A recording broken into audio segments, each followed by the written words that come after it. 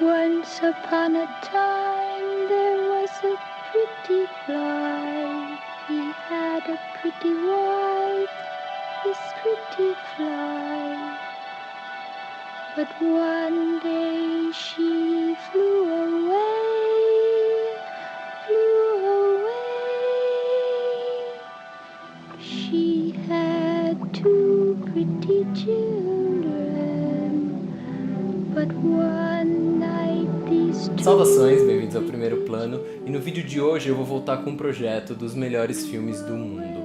Para você que não sabe do que se trata esse projeto, eu vou deixar um link aqui, onde eu fiz uma apresentação do projeto, mas resumidamente eu peguei uma lista que a Cahiers du Cinéma fez alguns anos atrás, elegendo os 100 melhores filmes do mundo, segundo diversos críticos, e a Cahiers du Cinéma é uma revista bastante conceituada. Então eu peguei essa lista dos 100 melhores filmes segundo a Cahiers du Cinéma e coloquei aqui dentro desse potinho. Então de tempos em tempos eu sorteio um filme daqui para comentar aqui com vocês. O último filme que eu tinha comentado foi o Deus Sabe Quanto Amei, do Vincent Minnelli, e ao final do vídeo eu sorteei O Mensageiro do Diabo, do Charles Laughton, e eu acabei não fazendo o vídeo do Mensageiro do Diabo, então estou aqui para fazer isso. Vou voltar com um potinho para cá. No final desse vídeo eu vou sortear o próximo filme, e então sem mais delongas vamos para a análise do filme. Vai rolar spoilers e coisas do tipo, então já estejam avisados. O Mensageiro do Diabo, ou The Night of the Hunter, é um filme de 1955, dirigido pelo Charles Laughton, e foi o primeiro e único filme que esse diretor já fez. E eu vou explicar um pouco o porquê disso. O filme, na época que foi lançado, foi um fracasso de bilheteria e de crítica, principalmente pela reputação que o ator tinha, o ator principal que faz o Harry Powell, que é o Robert Mitchum, e que ele faz um trabalho no filme espetacular. Mas ele tinha uma fama de ser um mau ator, se envolvia em alguns escândalos, coisas do tipo, então é o que dizem que o filme foi mal de bilheteria principalmente por essa razão. Antes de entrar de fato no filme, eu acho que é bem interessante vocês também assistirem um vídeo que eu falo sobre o expressionismo alemão, porque tem muito de expressionismo alemão dentro desse filme. É um outro vídeo que eu vou deixar o card aqui, se vocês se interessarem em assistir, ou se quiser ver depois, sei lá. Mas eu vou falar um pouco aqui de expressionismo para falar desse filme. O filme é uma adaptação do livro do Davis Grubb, de mesmo nome, The Night of the Hunter, e ele se passa durante a Depressão Americana, ali na década de 30 nos Estados Unidos. E a gente vai acompanhar a história do Harry Powell, que é um serial killer que se faz passar por um pastor e ele seduz viúvas, se casa com elas e as mata para conseguir o dinheiro. E assim ele vai tocando a vida dele. E depois dele ser preso por um outro crime, que ele roubou um carro, uma coisa menor, ele vai pra cadeia e dentro da cadeia ele conhece o Ben Harper, que é um pai de família que foi condenado à morte pelo assassinato de 2 pessoas e por ter roubado US$ 10.000. E aí ele vai começar a instigar o Ben Harper para contar onde que tá esse dinheiro e tal, só que o cara não conta. E, enfim, aí o Ben Harper vai ser morto dentro da cadeia, né? Pena de morte, enforcado. E uma vez que o Harry Powell sai da prisão, ele obviamente vai atrás da família do Ben Harper para saber onde tá esses US$ 10.000. As únicas pessoas que sabem desse dinheiro são os filhos do Ben Harper, porque antes dele ser preso ele correu para casa e escondeu o dinheiro dentro da boneca da filha, que é a Pearl. Então só a filha, a Pearl, e o John, que é o filho dele, é que sabem onde está esse dinheiro. Nem mesmo a mulher sabe desse dinheiro. Ela acha que foi jogado no rio, ela não sabe muito bem o que aconteceu. E aí a gente vai acompanhar um pouco do envolvimento do Harry Powell com a Willa, que é a ex-mulher dele, e com os filhos, obviamente. O filme, ele é impressionantemente bem feito, bem construído, e eu vou contar o porquê disso. O filme começa já num tom de fábula, já precedendo coisas que vão acontecer durante o filme.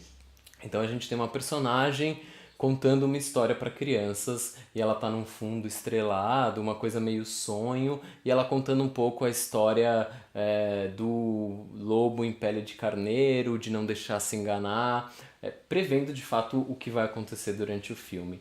Logo depois disso a gente já mergulha, e aí literalmente, porque a câmera vai começar a fazer umas aéreas e uns rasantes na cidade, e diversas crianças vão encontrar o corpo de uma mulher morta, que é uma das vítimas do Harry Powell.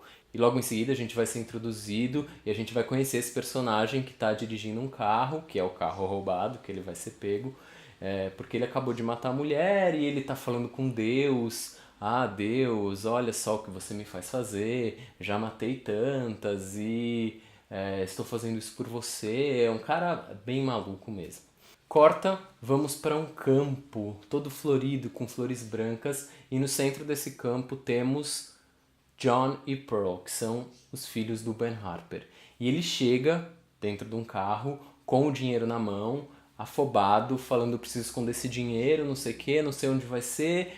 Esconde na boneca e aí a polícia chega e leva ele preso.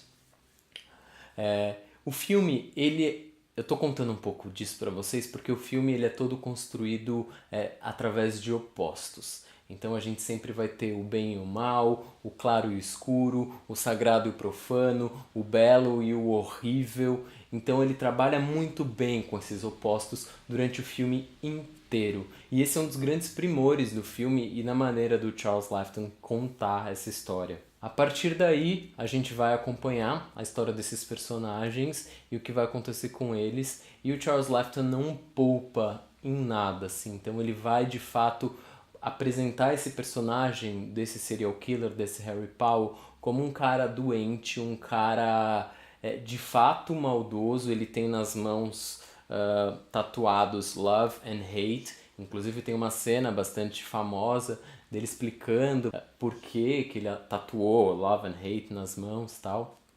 Uma cena bem famosa. Ele vai construir tudo isso com muita tensão e com uma competência sem igual. Tanto é que diversos filmes até hoje, com certeza, chuparam ali um pouco de referências e coisas do tipo, em climas de tensão, em fotografia, enquadramentos, coisas do tipo. E o próprio Charles Laughton com certeza também pegou muita coisa do expressionismo alemão para dirigir esse filme, porque tem ambientes bastante bizarros, com perspectivas distorcidas. Se analisarmos essa cena que precede a morte da Willa, a gente tem esse quarto muito anguloso, com luzes e sombras muito contrastadas. O Harry Powell nesse ato de erguer a mão arqueada, um ato quase artificial, que é bem expressionista, né? A gente tem a Willa em cima da cama, com essa luz em cima dela, o resto é tudo escuridão, essa luz simbolizando de fato a pureza. Mas isso ele faz intencionalmente, né, para criar esse clima lúdico e de quase um sonho, um pesadelo dessas pessoas.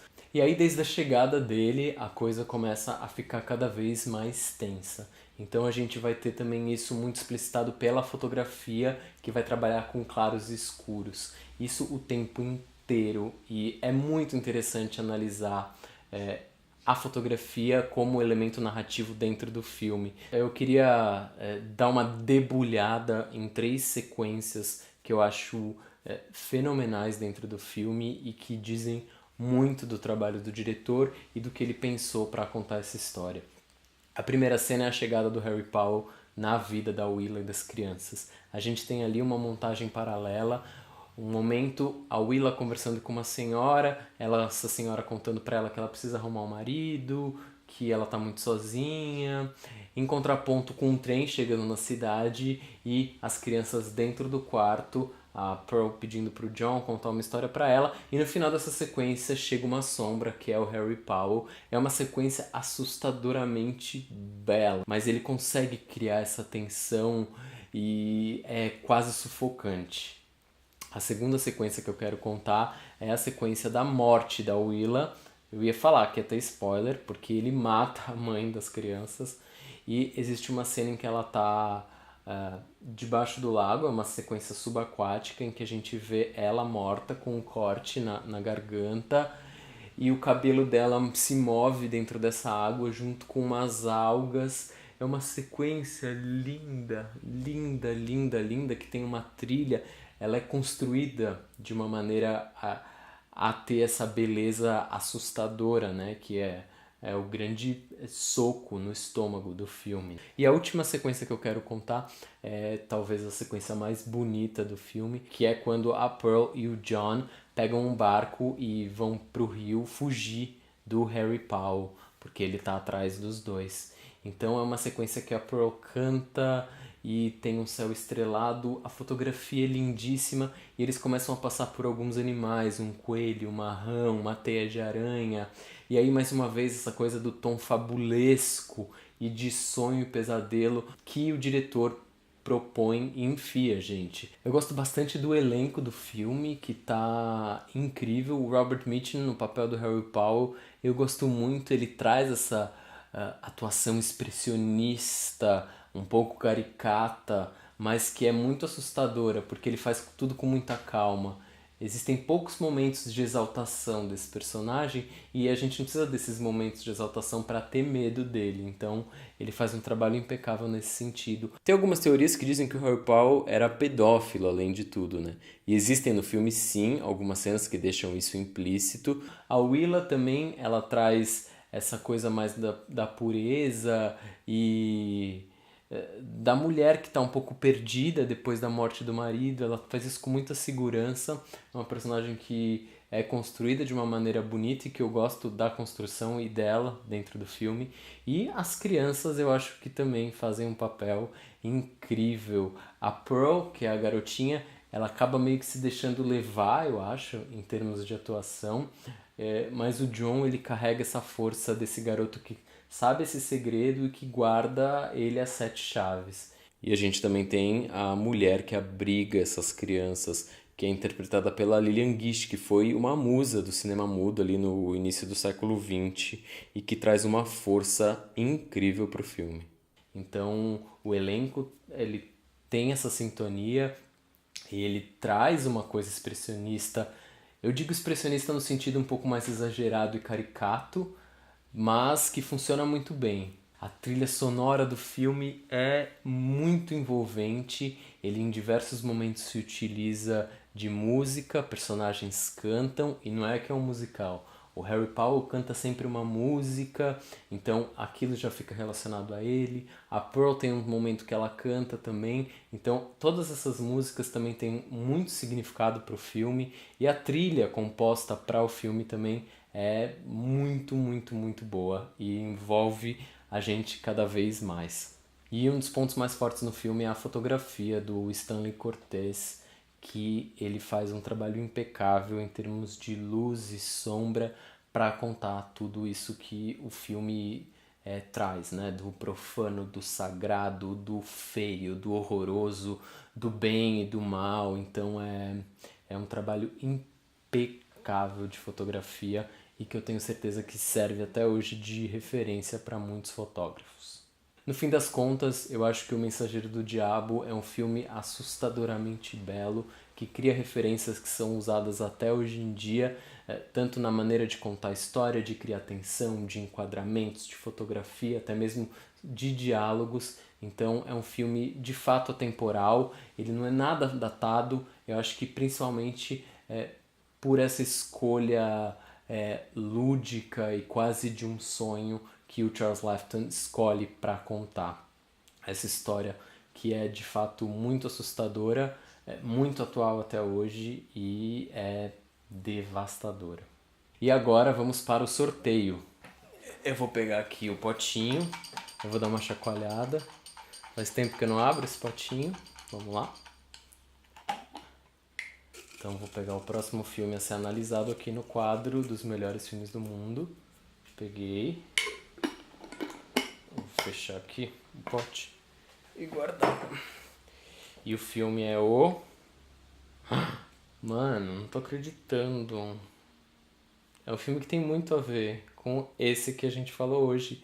É o M, do Fritz Lang, O Vampiro de Düsseldorf. Esse filme tá ali no final do expressionismo e também vai falar sobre assassinato de crianças. É um filme bastante cruel e... Então é isso, espero que vocês tenham gostado do vídeo, que vocês continuem acompanhando aqui o primeiro plano E se você não é inscrito ainda aqui no YouTube, por favor, se inscreva, deixe o seu like, compartilhe o vídeo porque ajuda muito o canal a crescer. E também se inscreva nas minhas redes sociais. Escreve aqui nos comentários se você já viu esse filme, o que você achou, se você concorda com as coisas que eu falei ou não. E é isso, gente. Até mais.